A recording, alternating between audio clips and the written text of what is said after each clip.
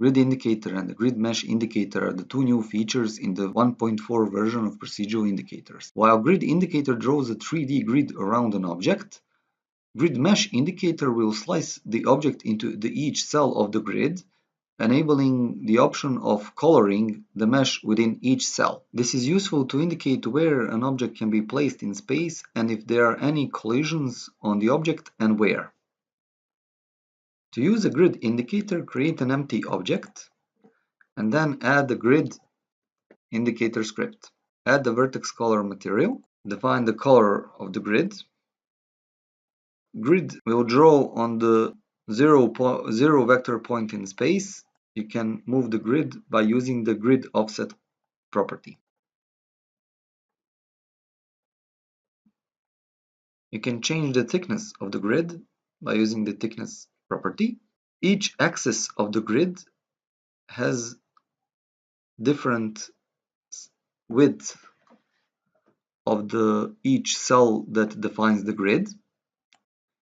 Let's say we can create a grid 5 by 3 by 2, and each cell can change its size.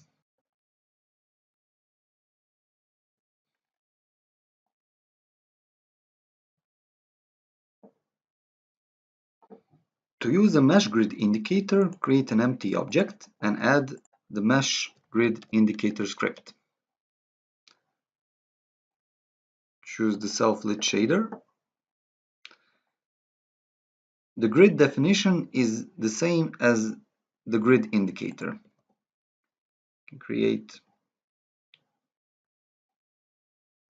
cells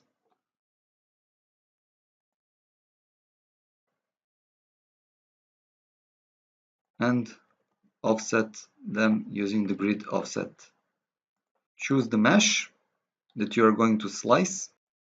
Mesh position, rotation, and scale can all be changed. You can define the default color that each mesh part will be colored in, and the outside color, the color that everything of the mesh that goes outside of the grid will be colored in the outside color. To change the color of the individual cell of the mesh, you must use the setColor method by giving the coordinates of a cell that you want to change the color and the color that you want to color the cell with.